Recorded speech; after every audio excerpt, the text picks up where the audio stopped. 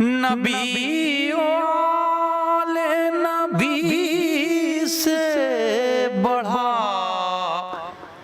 وقار سخن،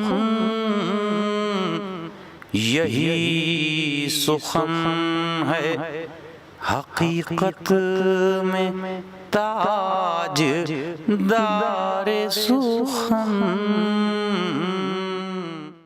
قبل اس کے کہ باضابطہ اس پروگرام کا آغاز جس طرح تلاوت کلام الہی سے ہو چکا ہے، میں خطبہ استقبالیہ کے لیے گزارش کروں گا اس شخصیت سے جو انتہائی سافٹ اسپوکن ہیں۔ شاید احمد فراز نے اسی طرح کی کسی شخصیت کے لیے کہا تھا کہ سنا ہے بولے تو باتوں سے پھول جھڑتے ہیں، یہ بات ہے تو چلو بات کر کے دیکھتے ہیں۔ محترم سلمان خورشید صاحب president India Islamic culture centre تشریف لائیں اور خطبہ استقبالیہ پیش فرمائیں۔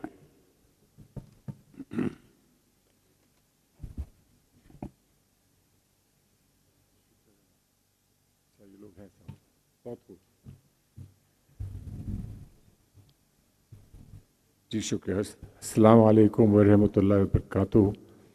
معزز حضرات، ہم نے ایک کوشش کی ہے کہ ہمارے جو بھی یہاں جلسے ہوتے ہیں اس میں جو مقرر آتے ہیں، ہم لوگوں کے جو معزز گیسٹ آتے ہیں، ہماری زیادہ توجہ ان کی باتوں پر رہے اور ہم لوگ زیادہ سے زیادہ فائدہ اٹھا سکیں، ان کے تاثرات کا اور ان کے جذبات کا ہم فائدہ اٹھا سکیں۔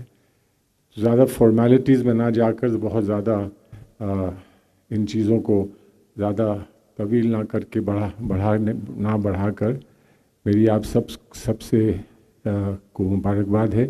آج کے اس یقیناً ایک بہت ایک اہم دن کی آج کی مبارکباد آپ سب کی ہے، اور آپ لوگ سب یہاں موجود ہیں، آپ لوگ اتنی بڑی تعداد میں یہاں آئے ہیں، اس سے یہ ظاہر ہوتا ہے کہ ہم لوگوں کا ایک مقصد، اسلامک سینٹر کا جو مقصد ہے، اس مقصد کے جانب ہم لوگ بہت تیزی کے ساتھ بڑھتے چلے جا رہے ہیں۔ ایک مذہب کو اچھی طرح سمجھنا، مذہب کی عقیدت کو اور مضبوط کرنا، اور اپنے مذہب کی تعلیم اور اپنے مذہب کی جو حقیقت ہے وہ ان حضرات کو، ان لوگوں کو سمجھانا جو ہم سے الگ ہیں اور جو شاید ہمارے مذہب کو اتنی بہتر نہیں سمجھ پاتے ہیں جتنا ہم توقع کرتے ہیں کہ وہ سمجھ سکیں۔ آج ہم لوگوں کی خوش قسمتی ہے کہ بہت معزز مقرر یہاں پر موجود ہیں، اور مجھے یقین ہے کہ آج ایک بہت کامیاب شام گزرے گی، اور آپ لوگ اسی طرح سے تعاون آپ دیتے رہیں گے اور ہم آپ کے ہمیشہ شکر گزار رہیں گے۔ بہت بہت شکریہ آپ کو ایک بار پھر ہم لوگوں اسلامک سینٹر میں آپ سب کا ویلکم کرتے ہیں، اور آپ سب کا استقبال کرتے ہوئے میں آپ سے اجازت چاہوں گا کہ اب ہم اس آج کے جلسے کو آگے بڑھائیں۔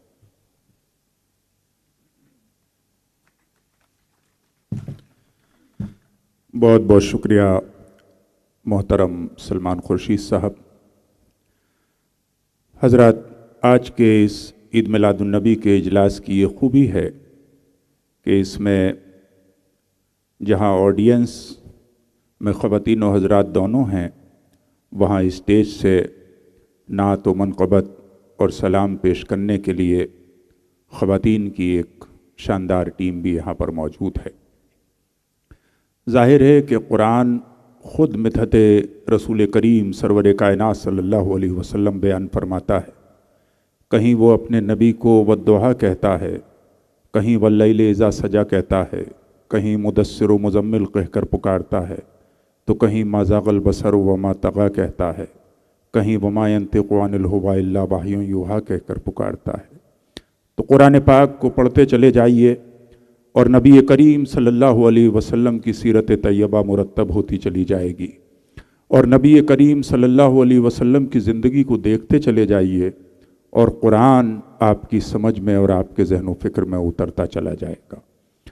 محترم صدر انڈیا اسلامک کلچر سینٹر نے اپنی استقبالیہ کلمات میں بہت ہی اچھا میسج دے دیا ہے کہ جن لوگوں کے بیچ بھی غلط فہمیاں ہیں، या जो नबी की सीरत और इस्लाम के आफाकी निज़ाम और पैगम्बर अदलो इंसाफ, नबी के अदलो इंसाफ से वाकिफ़ नहीं हैं, उन तक मैसेज पहुँचाना।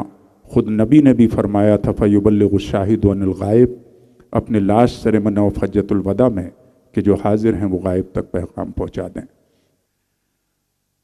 ख़वातीन व हज़रात, इंडिया इस्लामिक कल्चर सेंटर में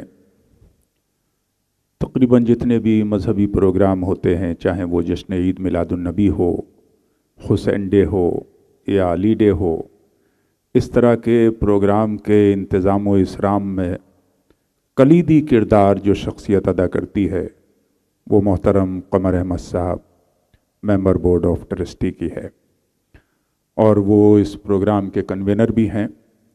मैं बड़े अदब और एहतराम के साथ उनसे गुजारिश करना चाहता हूँ कि वो अपने ख़यालात से नवाजें, ताकि वो अपने तमाम मेहमानों का तारुफ भी अच्छे से करवा सकते हैं और सब लोग रूबरू हो सकते हैं कि उन्होंने कहाँ कहाँ से मेहमानाने गिरामी को बुलाया है। लिहाजा मैं उनसे गुजारिश कर रहा हूँ, ऑनरेबल प्रेसिडेंट मोहतरम सलमान खुर्शीद साहब की भी ये ख्वाहिश है कि इस वक्त कमर साहब गुफ्तगू करें।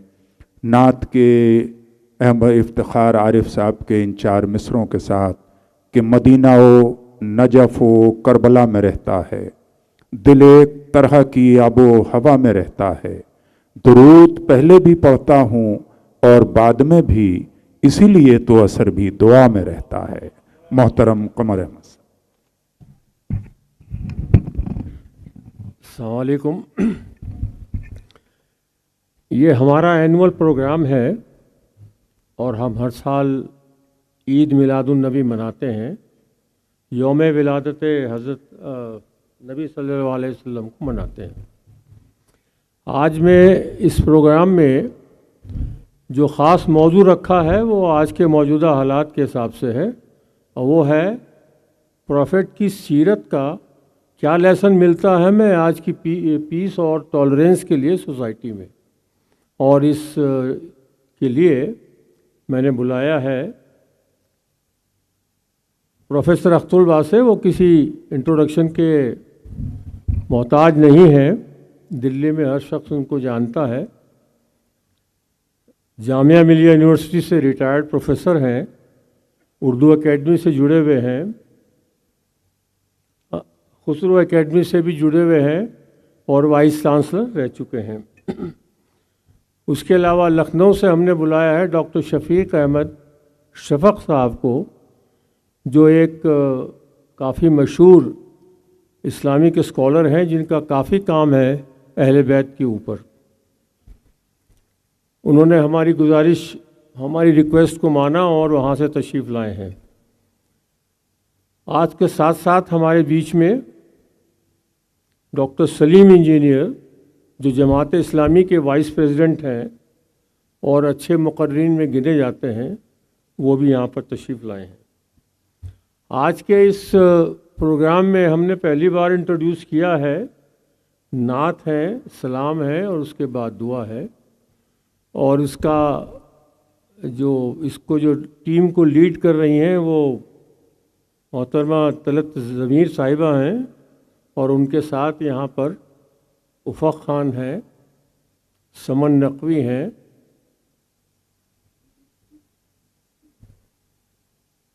माफ़ कीजिए भूल गया हूँ, युसरा नकवी हैं और तनवीर हसन साहिबा हैं।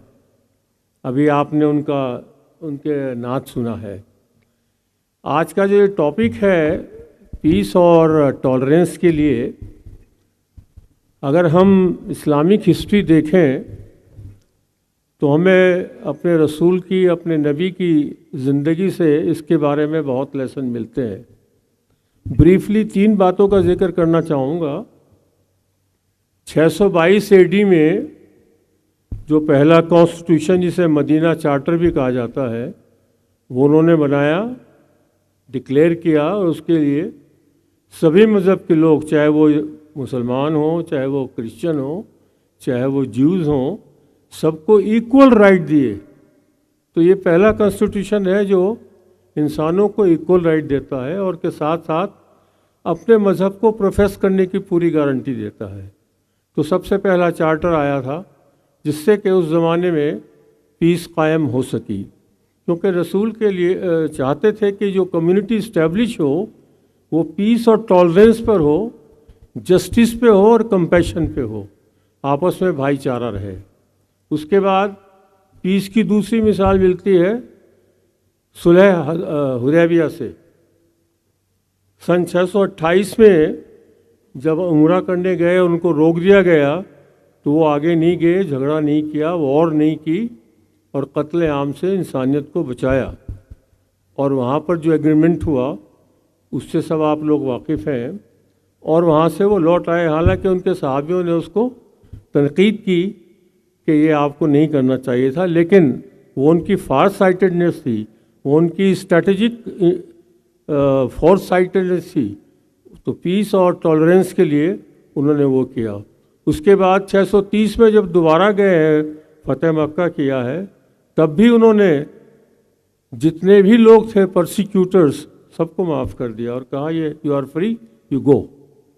تو ہمیں اتنا لیسن ملتا ہے اپنی اسلامک ہسٹری سے، ایک ایسی سوسائٹی اسٹیبلش کرنے کے لیے جہاں پیس ہو، ٹالرنس ہو، لو ہو، ہارمونی ہو۔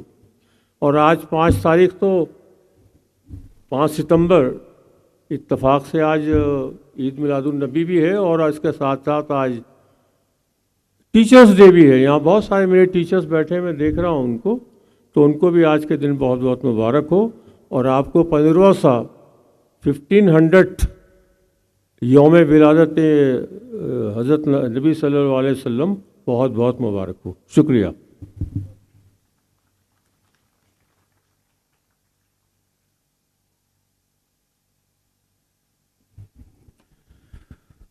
بہت بہت شکریہ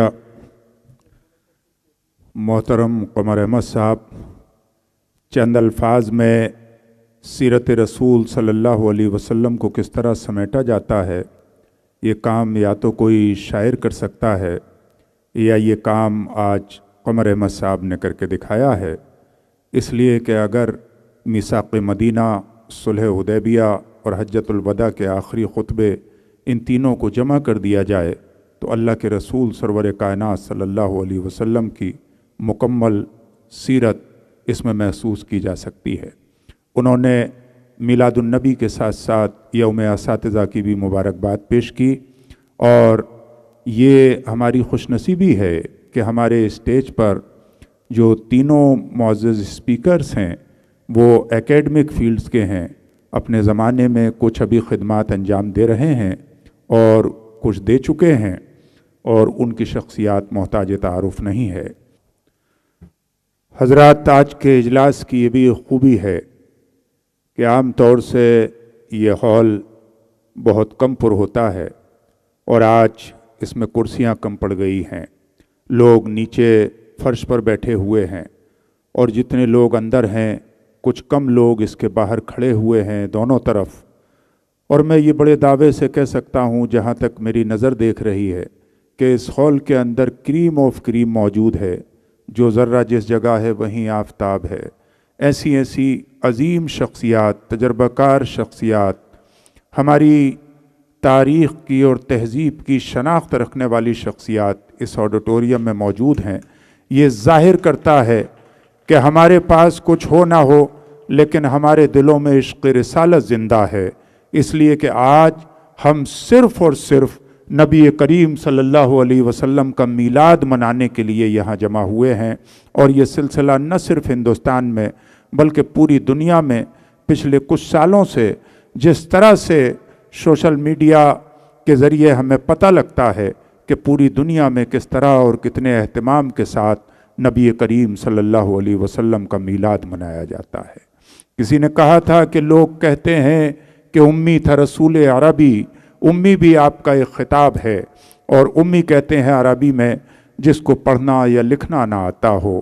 تو لوگ کہتے ہیں کہ امی تھا رسول عربی، بات کہنے کا نہ دنیا کو سلیقہ آیا، اس سے بہتر کوئی ہوتا تو پڑھاتا اس کو، پڑھ کے اللہ سے وہ شاہ مدینہ آیا۔ ہمارے بیچ ایک ایسے نوجوان خطیب موجود ہیں کہ جب وہ گفتگو کرتے ہیں تو دبستان لکھنؤ کی جھلک بھی اس میں ہوتی ہے. اردو زبان و تہذیب کا جو معیار اور بلندی ہے وہ بھی ہوتا ہے، جو جوش خطابت اور شان خطابت ہے وہ بھی ہوتی ہے. اور وہ چاہیں عشق رسالت پہ گفتگو کریں یا شہدائے کربلا پر، اپنے سامعین کو مسحور کر دیتے ہیں. آج انڈیا اسلامک کلچر سینٹر کے اس جشن عید میلاد النبی میں غالباً وہ پہلی مرتبہ لکھنؤ سے تشریف لائے ہیں. اگر میں ان کے پروفائل پہ غور کروں تو وہ انتہائی طویل ہے. ان کی خدمات بحیثیت قلم کار کے، بحیثیت ٹیچر کے، بحیثیت اسپیکر کے، بحیثیت اسکالر اور مصنف کے بہت طویل ہیں. مختلف ان کے مضامین، مختلف کتابیں منظر عام پر آ چکی ہیں. چونکہ جیسا ہمارا آج کا ٹاپک ہے سیرہ lessons for peace and tolerance in society, سماج کے اندر پیس اور ٹالرنس قائم کرنے میں سیرت رسول کریم صلی اللہ علیہ وسلم سے کہ جو لیسنز ہیں، جو اسباق ہیں، وہ ہمارے لیے یقیناً نمونہ ہیں. نبی جتنے بھی انبیاء کرام آئے، نبی پوری انسانیت کے لیے ہوتا ہے. جو لوگ اس کی دعوت کو قبول کر لیتے ہیں وہ امت اجابت کہلاتے ہیں، اور جو لوگ اس کی دعوت کو قبول نہیں کرتے وہ امت دعوت کہلاتے ہیں.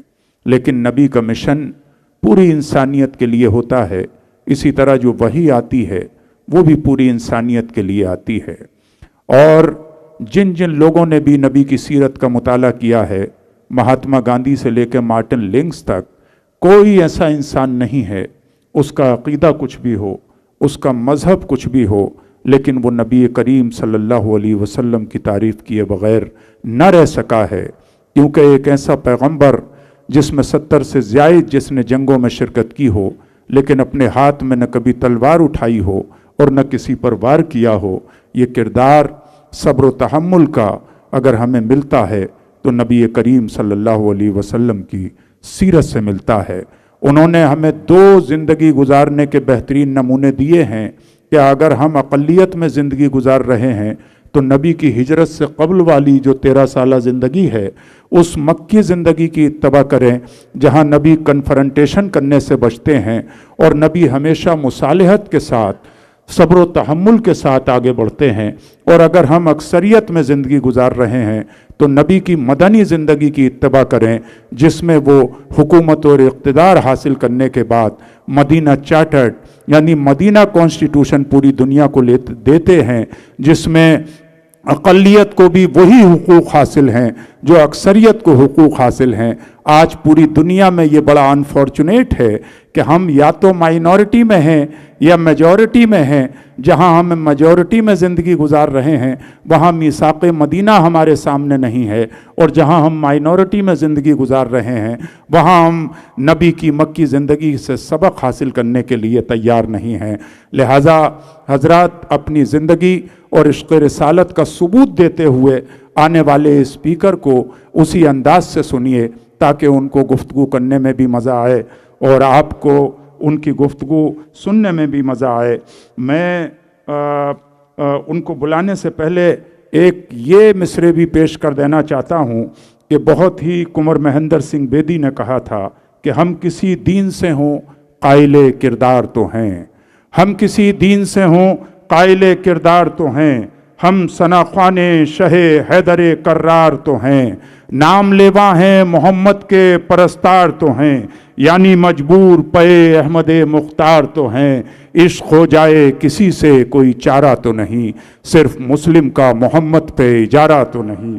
میں بڑے ادب اور احترام کے ساتھ گزارش کر رہا ہوں ڈاکٹر مرزا شفیق حسین شفق صاحب، ہیڈ آف ڈپارٹمنٹ اردو، حسین آباد گورنمنٹ کالج لکھنؤ سے، کہ آپ تشریف لائیں اور اپنی خطابت کی سحرکاریوں سے نوازیں ان 2 مصروں کے ساتھ کہ میں نے آواز تمہیں دی ہے بڑے ناز کے ساتھ، تم بھی آواز ملا دو میری آواز کے ساتھ. اعوذ باللہ من الشیطان اللعین الرجیم، بسم اللہ الرحمن الرحیم. وما ارسلناک الا رحمتا للعالمین۔ معزز خواتین و حضرات، جشن عید میلاد النبی میں میری یہ حاضری، جیسا کہ ابھی ہمارے برادر محترم نے کہا کہ پہلی بار میں یہاں حاضر ہوا ہوں، اس کے لیے IICC کا، ان کے اراکین کا میں خصوصی طور پر شکر گزار ہوں۔ تمام حضرات کو جو یہاں موجود ہیں اور جہاں تک ہماری آواز پہنچ رہی ہے، ان سب کو خاتم النبیین، افضل المرسلین، رحمت للعالمین حضرت محمد مصطفیٰ صلی اللہ علیہ وسلم کی آمد کی مبارکباد پیش کرتا ہوں۔ جو حضرات مسند نشین ہیں ان کو بھی مبارکباد، اور جو خاک نشین ہیں ان کو خصوصی مبارکباد، کیونکہ جو زینوں پہ بیٹھے ہوئے ہیں اور جس اعتماد اور جس کانفیڈنس کے ساتھ میں دیکھ رہا ہوں میرے بھائی میری بہنیں زینوں پہ تشریف فرما ہیں، تو مجھے عرفان صدیقی یاد آ رہے ہیں کہ کوئی سلطان نہیں میرے سوا میرا شریک، کوئی سلطان نہیں میرے سوا میرا شریک، مسند خاک پر بیٹھا ہوں برابر اپنے، مسند خاک پر بیٹھا ہوں برابر اپنے، اور بیٹھنا بھی چاہیے، کیونکہ پیغمبر اسلام صلی اللہ علیہ وسلم کا سب سے بڑا کارنامہ یہی ہے کہ آپ نے اقتدار کو تخت طاؤس سے اتار کر مسجد کی چٹائی پہ بیٹھا دیا۔ تو ظاہر سی بات ہے کہ اس نبی کے چاہنے والے پھر کیوں نہ خاک نشین ہوں۔ اور اس مرحلے پر مجھے یہ بھی احساس ہو رہا ہے کہ ہمارے اکابرین، ادھر نگاہ جانتا تو بزرگان، ادھر نگاہ ڈالتا ہوں تو بزرگان، اور میں ایک چھوٹا سا طالب علم تاریخ کا، تو ایسا محسوس ہو رہا ہے جیسے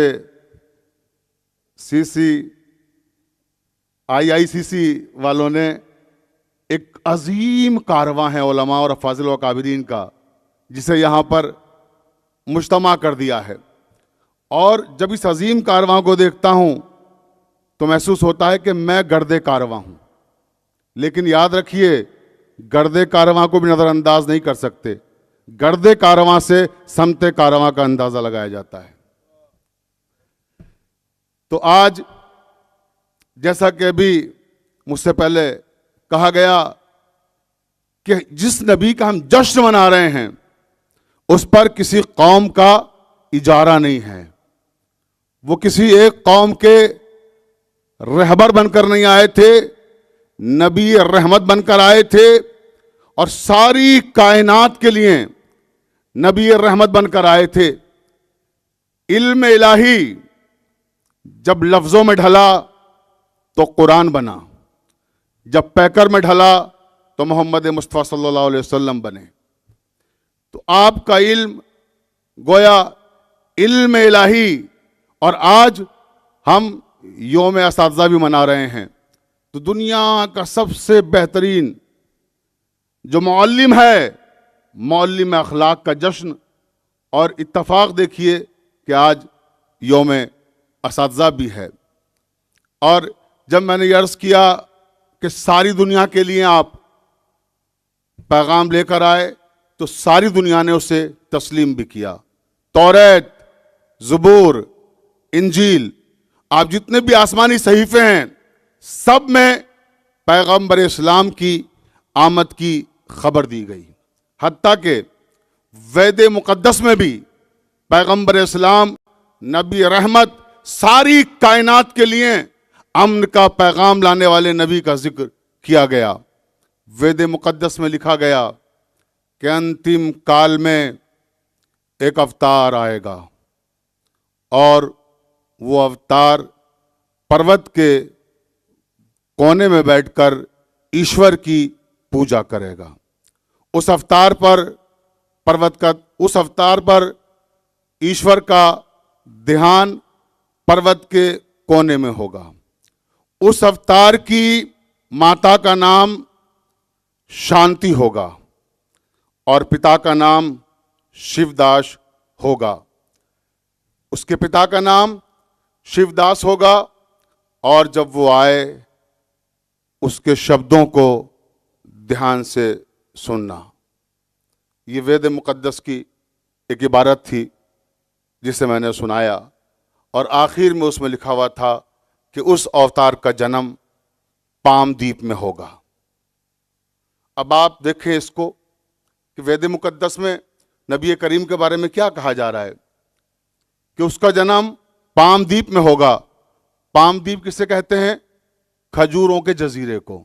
तो दुनिया में कोई भी जजीरा खजूरों का मक्के और मदीने से बड़ा नहीं है। मक्का मुअज़्ज़मा खजूरों का सबसे बड़ा जजीरा है और कहा गया कि पामदीप में वो पैदा होगा, खजूरों के जजीरे में पैदा होगा। वो अवतार ईश्वर की पूजा पहाड़ के कोने में करेगा। नबी करीम सल्लल्लाहु अलैहि वसल्लम गारे हिरा में अल्लाह ताला की इबादत करते थे और उस पर ईश्वर का ध्यान पर्वत के कोने में होगा। यानी वो मबूस जो होगा, पहली वही जो नाजिल होगी वो भी एक पहाड़ के कोने में होगी। गारे हिरा आपकी निगाहों के सामने है। उसके बाद कहा गया कि जो अवतार है, ये अवतार, इसकी माता का नाम शांति होगा। शांति को जब आप हिंदी से उर्दू में ट्रांसलेट करेंगे तो मतलब होगा अमन वाली औरत। शांति, अमन वाली औरत। और जब अमन वाली औरत को उर्दू से अरबी में ट्रांसलेट करेंगे तो मतलब होगा आमिना, जो हुजूर अकरम सल्लल्लाहु अलैहि वसल्लम की वालिदा का नाम है। उसके पिता का नाम शिवदास होगा। शिव कहते हैं ईश्वर को, अल्लाह को, दास कहते हैं बंदे को। जब हम इसे हिंदी से उर्दू में ट्रांसलेट करेंगे शिवदास को तो मतलब होगा अल्लाह का बंदा। और जब अल्लाह के बंदे को हम अरबी में ट्रांसलेट करेंगे तो मतलब होगा अब्दुल्लाह, जो हमारे नबी करीम हजरत मोहम्मद मुस्तफ़ा सल्लल्लाहु अलैहि वसल्लम के वालिद का नाम है। तो आपने देखा कि तमाम तर कुतुब में, चाहे वो इस्लामी हो चाहे गैर इस्लामी हो, सब में पैगंबर इस्लाम का जिक्र किया गया।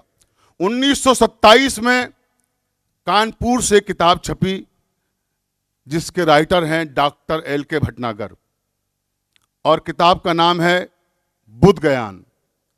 बुद्ध गयान में डॉक्टर एल.के. भटनागर ने लिखा, महात्मा गौतम बुद्ध के ताल्लुक से किताब है, जैसा कि नाम से आप हजरात को अंदाज़ा हो गया होगा। अहले इल्म, अहले दानिश मेरे सामने है, तफसील में जाने का ना वक्त है और ना ज़रूरत है।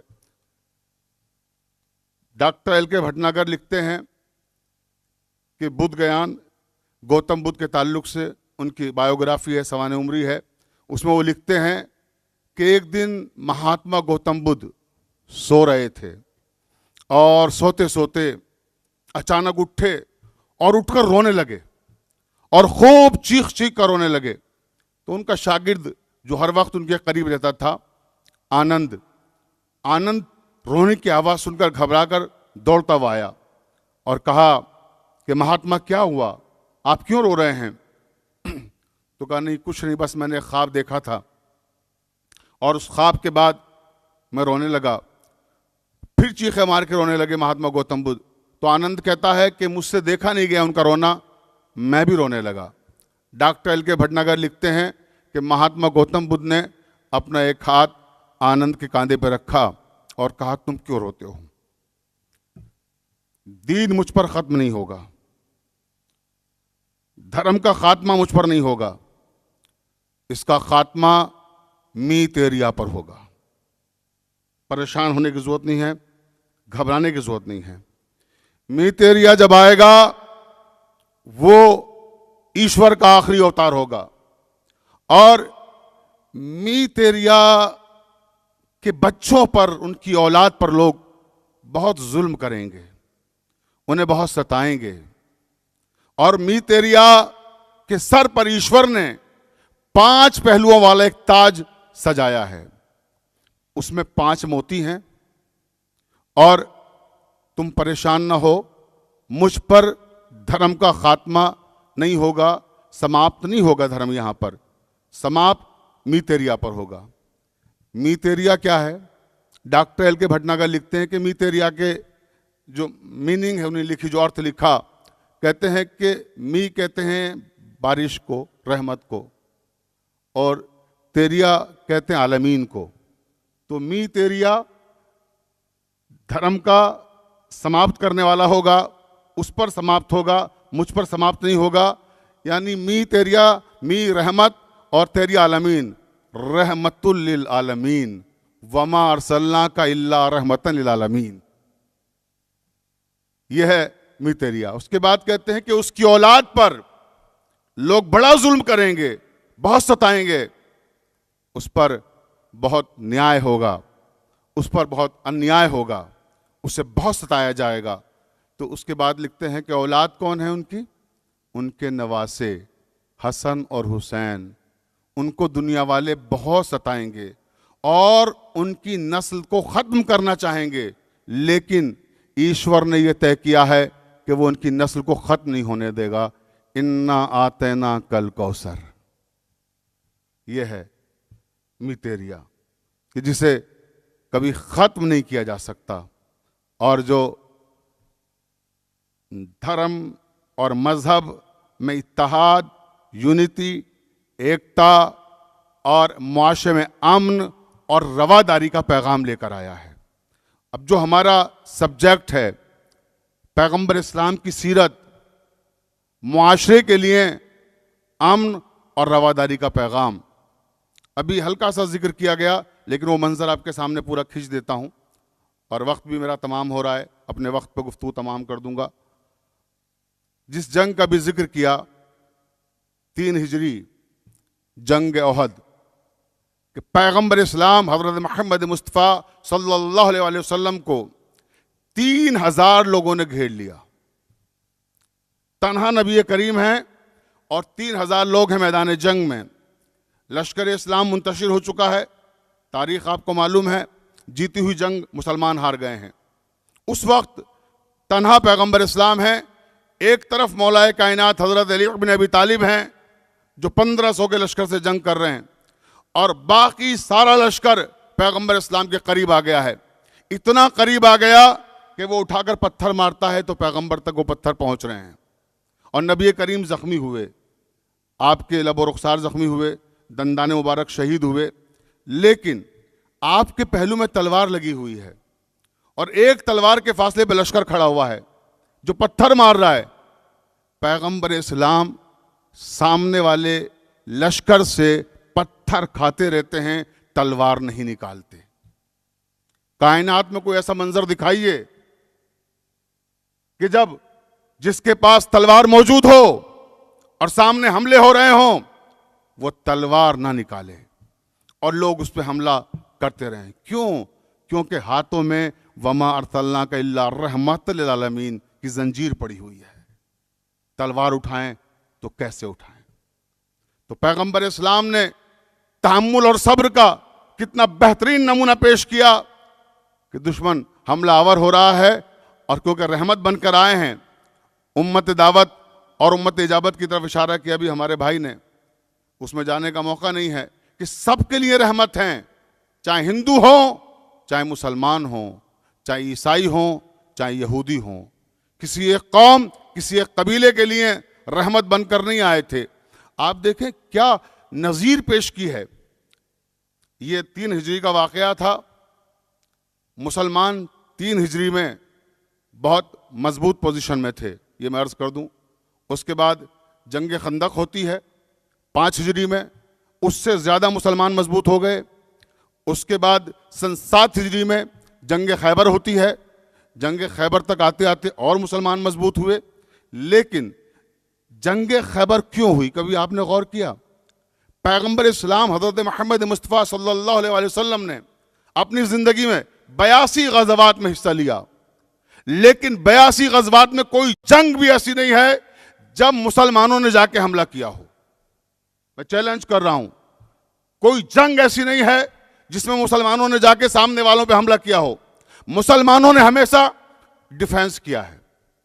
مسلمان ہمیشہ ڈیفینس کرتے رہے, کبھی حملہ آور نہیں ہوئے, کبھی اپنی طرف سے حملہ نہیں کیا. صرف ایک جنگ ہے, جنگ خیبر, جس میں مسلمانوں نے جا کے حملہ کیا ہے.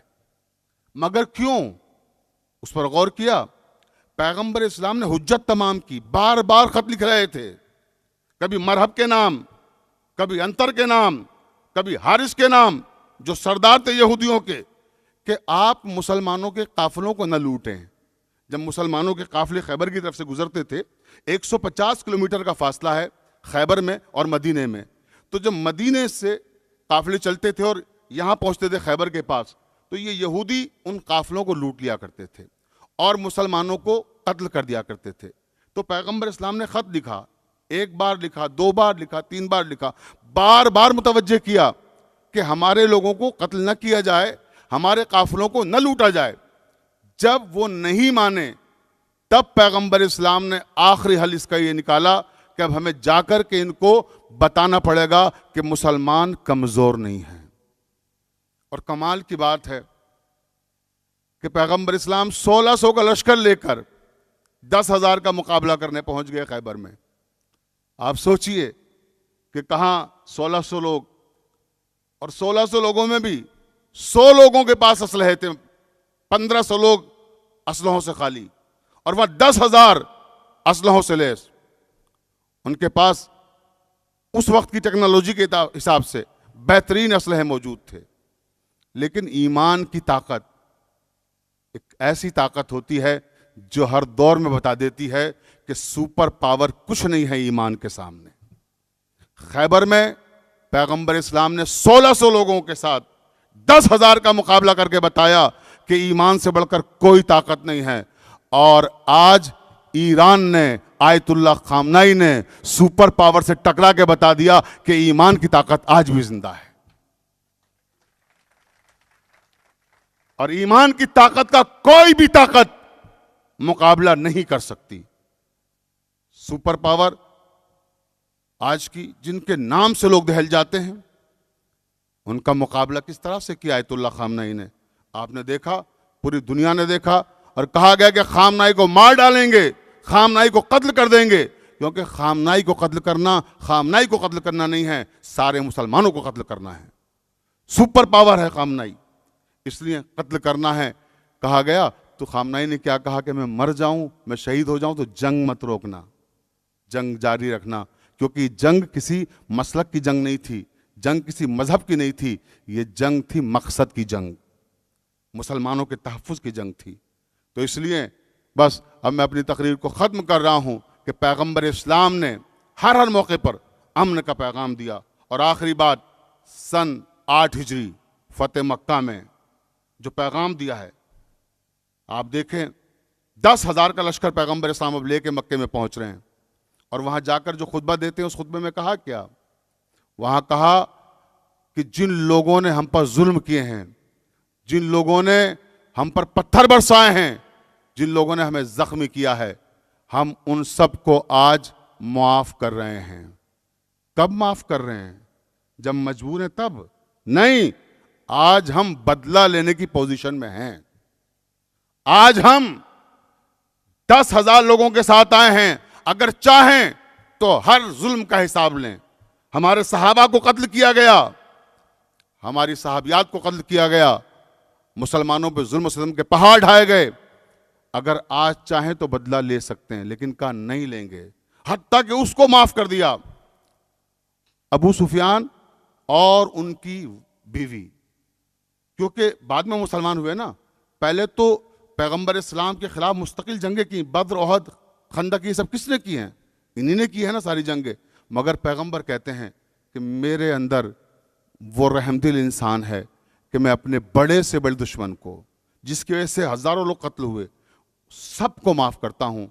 اور یہ معاف کرنا یاد رکھیے گا, زندگی بھر کے لیے پیغام دیا پیغمبر نے کہ جب مجبور ہو جاؤ, ظلم کوئی کرتا ہو آپ پر اور آپ کچھ کر نہ سکیں, اور اس کے بعد کہ ہم نے معاف کر دیا, یہ معاف کرنا نہیں ہوتا ہے, کہ معاف کرنا جب ہوتا ہے جب آپ کے پاس طاقت ہو، آپ کے پاس پاور ہو، آپ بدلہ لے سکتے ہو دشمن سے، اور اس کے بعد کہیں کہ ہم نے معاف کر دیا. تو یہ ہے معاف کرنا. علامہ اقبال نے اسی نے تو کہا تھا کہ در دل مسلم مقام مصطفیٰ است، در دل مسلم مقام مصطفیٰ است، آبرو ما ز نام مصطفیٰ است وما علینا الا البلاغ.